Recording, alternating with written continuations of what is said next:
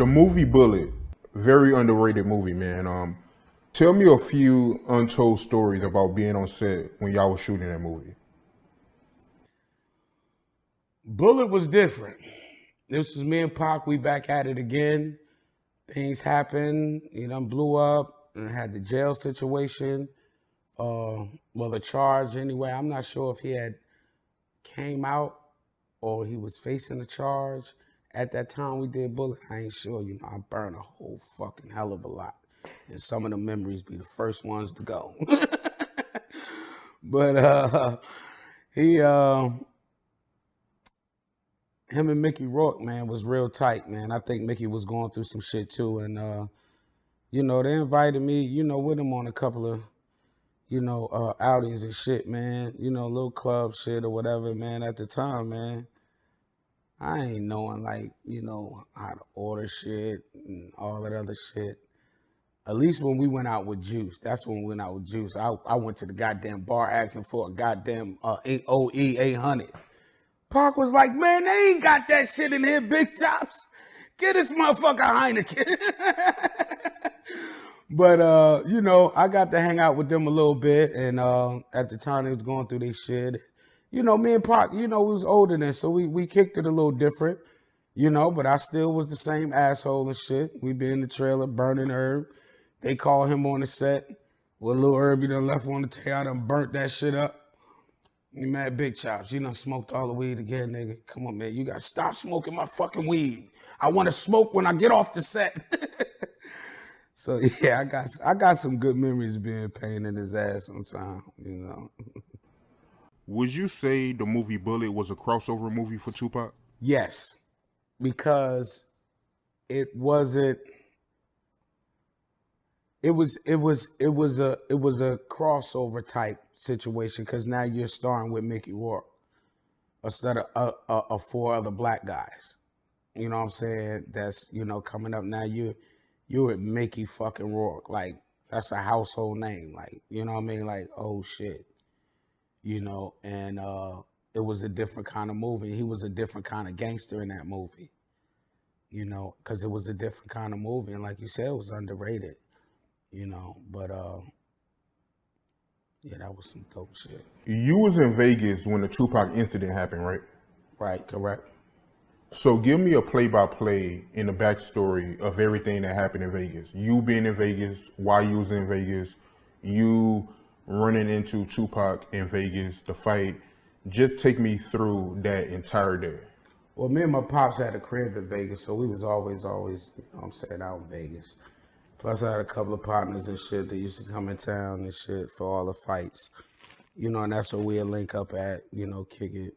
Didn't really go inside the fight because, you know, back in the Mike Tyson days and shit, like, by the time you go sit down, the fight over with. So we used to get cases of champagne and shit like that, just be in the lobby and just kicking it and, you know, enjoying the scenery.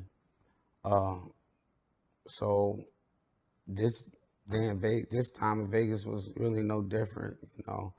Last time I seen Pac, we was at the 666, and you know he was in the car and said they was on their way to the Lexor, you know, hotel. Man, they just about to go kick it and all that other shit. So you know, I was like, all right, cool. I'll see y'all over there, you know. And you know, my pops is a different kind of dude. So I say, Pops, man, let's go over here to the Lexor, man. Fuck with Pac and them. Pops said, man, I'm not finna chase these niggas all over Vegas and shit, nigga. Nigga, I got my own shit going on and shit, man. I said, well, damn, Pops, you like, come on, Stubbs, man, let me show you something, man. And we wind up going a whole nother way, doing something else and shit. Well, I had a good time, you know, Pop showed, because he knew the city, you know. But not to say that I would have been with Pac or whatever, you know, because, you know, Pac had his own entourage, and I never been good with, like, blending in with your aunt. You got your entourage and shit. Y'all already came together. I see y'all there. Hey, what's up? That, this, that, the other, blah, blah, blah, blah, and keep it pushing. I'm not really kind of joining on, you know, with the entourages and shit, you know. So, and ain't nothing knocking into no shit like that. And no big me, little you shit. I just, I just move a certain way. So that situation. That's why we was out there. We had a crib out there, 5-bedroom triplex and shit, around the corner from Mike, fucking with motorcycles and shit. All my Vegas boys out there, all my Vegas bikers out there. You know what I mean? So yeah. So what exactly was you and Tupac talking about? We didn't talk about much. He was sitting in the car. I think he said he was going to fuck with some chicks or some shit like that or whatever. And they was going back to the hotel. Like, I mean, he's sitting in a fucking Rolls Royce with a bunch of people, around, and it's just like they gearing up, basically about to leave. So it wasn't too much or nothing, small talk. What's up, big chops? You know what I mean? This is what we about to go do. Did you know Tupac got in a fight that night? No, I didn't. I didn't know. That must have happened after the fact when I seen them because everything was, smooth and cool. Then again, that it could have happened earlier.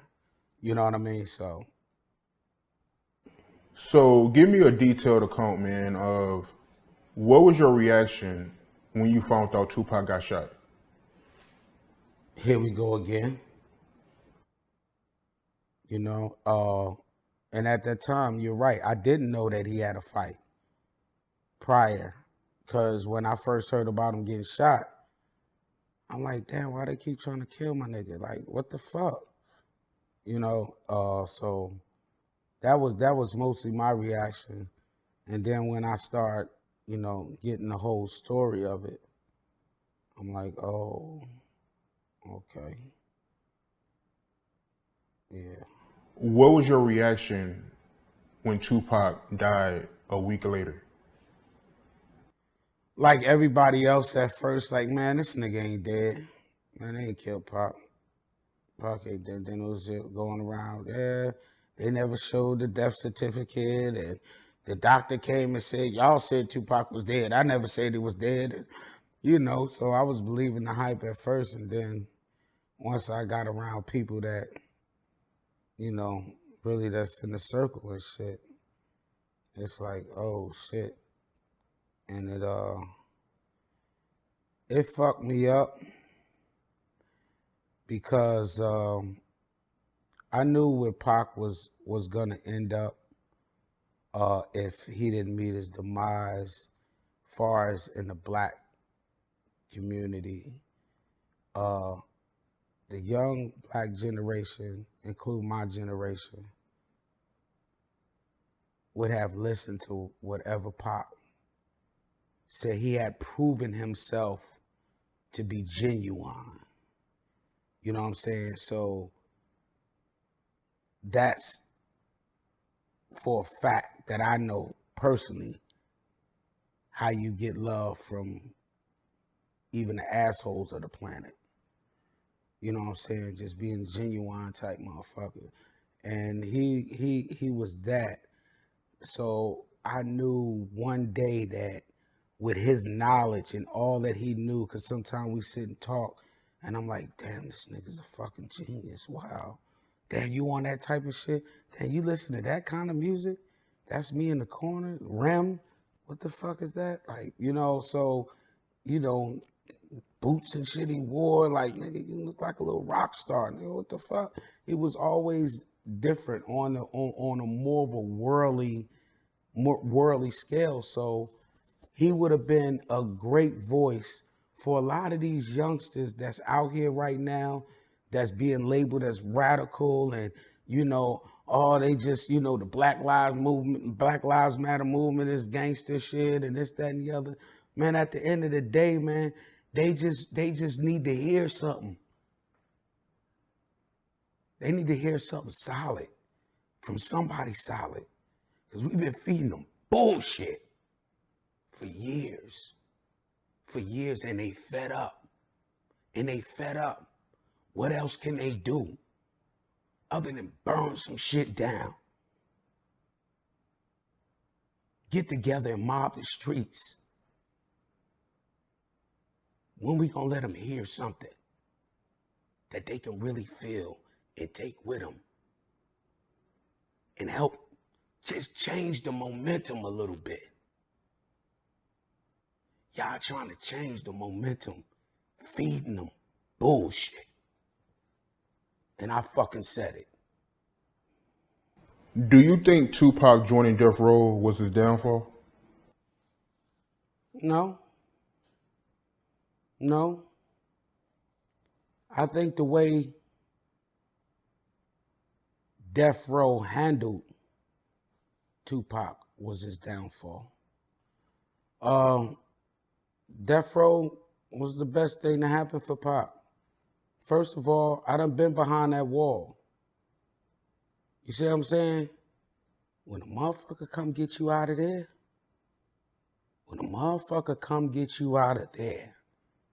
and this motherfucker done flew from the goddamn West Coast, a whole nother time zone, and you got all these niggas right here in New York that you was fucking with. But it take big Suge Knight to come out this motherfucker and get you out of jail. Nigga, real niggas recognize real shit. Nigga, your beef is my beef. What you go through, I go through. What we need to do, Suge. This nigga came and got me out of jail. Put bread in my pocket and let me do what I love to do. On a major level. Whatever we need to do. But where it went wrong at, Suge should have been sharp enough, which they was young too, and, you know, real cats, like, you know what I'm saying? So at the end of the day, should have been sharp enough to say, you know what, Pop? I got people for that. You focus on this fucking music. My problems in my beat, I got that. And I appreciate your loyalty. Show your loyalty to me by being successful and keeping this music going and setting the tone around here to Death Row, setting the standard around this motherfucker. I need you to be the Michael Jackson of this motherfucking Motown. You see what I'm saying? So if that was more approach, but them cats is different. They real dudes, like, they embrace, bro. Like, come on. Suge is that too. Come on. He just real. Like, we mobbing, we rolling. This is us. This is the family right here.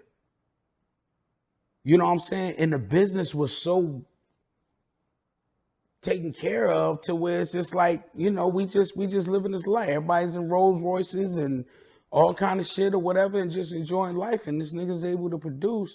But somewhere along the line, a line should have been drawn. And I say that because, you know I got a vicious dog.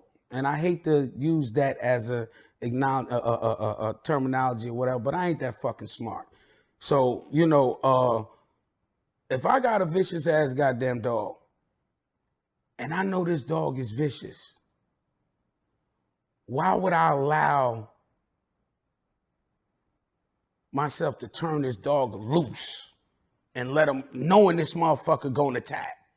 Pac wasn't no soft, like, punk nigga just with a lot of mouth. Like, nigga, you want to fight, he'll fight.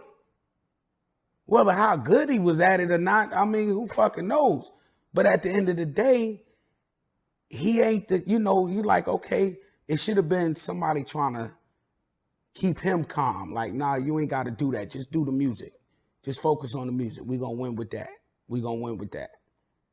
You know what I'm saying? So that's why I feel like the two went wrong or whatever. But I can't sit here and fault and blame nobody because shit, we all go through growing pains, growing and learning and shit like that. Shit I did back then, I ain't gonna do now. And I'm sure you sit down and talk to some of them, it'll be the same way that you can talk to. So at the end of the day, choices was made, and that's how it ended up or whatever, you know. But far as that being his downfall, nah. The downfall was how they handled him. How do you feel about people that say Suge Knight was a bad influence on Tupac? I mean, they can have their opinion, you know, like everybody else, but like, I don't know. I ain't never a nigga to speak on some shit that I wasn't right in this situation to say, you know what, I witnessed that. You know what I'm saying? Fuck the hearsay shit. I ain't the hearsay nigga. You know what I'm saying? So far as like him a bad influence on this nigga, whatever, I don't know what kind of conversations these motherfuckers was having when I wasn't ever around. Just like the rest of y'all motherfuckers don't know. This nigga could have been telling Pac, calm your ass down, nigga. Focus on getting your business straight. This, that, and the other. Blah. I don't fucking know. I wasn't in the room. Because, see, I be in rooms, and I know a lot of shit happen in rooms that motherfuckers on the outside don't know but what the fuck we tell them. Or set it up for them to perceive it to be. So I can't say that was his, you know what I'm saying, Suge was his downfall, or the people that said it, they got their opinion. You know what I mean? I don't think it was a best situation with no guidance. See, Suge would have been cool like if Pac had his own strong voice in his ear. But when you got a motherfucker that just came and got you out of jail, man, when everybody else let you down, nigga, how you expect this man to look at this nigga doing anything wrong? Until maybe years later, he may have figured out, okay, as far as the business side of shit. But I'm like, y'all, I ain't know none of this shit till I seen the fucking movie.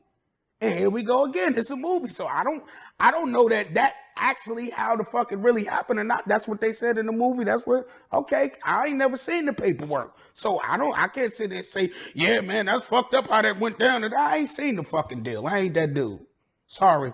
I don't know it all.